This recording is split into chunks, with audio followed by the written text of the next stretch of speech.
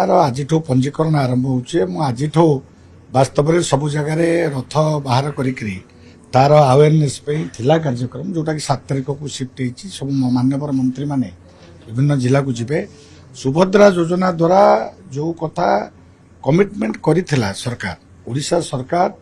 commitment करिथिला जे 50,000 टका दबापे ताको प्रति वर्ष 2टी किस्त रे 5,000 टका हिसाब रे दिया जिवो एवं रजिस्ट्रेशन टाको बहुत सिंपलीफाई कराई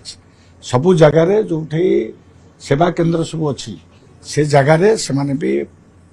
फिजिकली फॉर्म उपलब्ध करी परिबे ऑनलाइन भी करी परिबे तापे भी कुआई जाइछि माने सब प्रकार पदक्षेप नियाइछि मु आशा करूछि जे महिला सशक्तिकरण पे एटा गोटे बहुत बड़ा पदक्षेप राज्य सरकार मोदी जी जो कथा देइथिले जे महिला लक्षपति दीदी तैयारी करवा ये भी सहायता नहब कही हब ना ये भी एक प्रकार सहायता से मानू किसी ना किसी करने भी या सीड मनी हिसाब से व्यवहार कर 5,000 टंका को छोटिया कथा नुहे गाँव महिलाटा पाखे 1,000 टंका भी रोना एकाथर जो 5,000 पाइब 5,000 टंकार भी छोटिया व्यवसाय जदि भी आरंभ कर आगू भी से लक्षपति दीदी बन मोर पार्लियामेंट भितर मु ए वर्ष मार्च सुधा 25,000 महिला को लक्षपति दीदी करने टार्गेट नहीं से अनुजाई प्रशासन सहित आलोचना होती दिगरे काम होती आपण मैंने जानिथिबे किछि दिन तले 2-4 दिन तले OLM द्वारा जो सब योजना चलती लक्षपति दीदी मानकर मध्य प्रति ब्लॉक स्तर से सम्मानित कराई कोटी 100 कोटी 200 प्रति ब्लॉक रे मो अंचल समस्त सम्मानित कराई आगामी मार्च सुधा 25,000 लक्षपति दीदी तैयारी हेबे 10,000 युवक मानू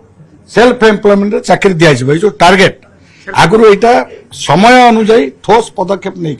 लोकों साथ ठिया कार्यक्रम निया निश्चित भाव में महिला माने आगो को जो महिला सशक्तिकरण पे अटल बिहारी वाजपेयी SHG ग्रुप आरंभ करते कौन पे करते निज गोड़े ठिया आम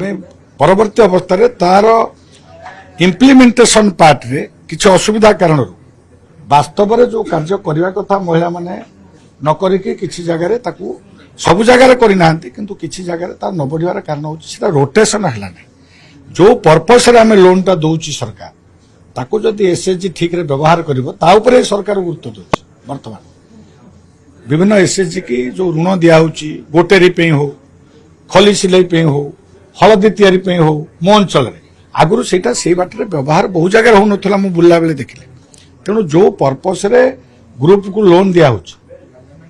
निश्चित भाव में से कम टी कले तार मार्केट लिंकेज टी करदे आम आगू को बढ़ा और सी अधिका रोजगार करेंगे लक्षपति दीदी बन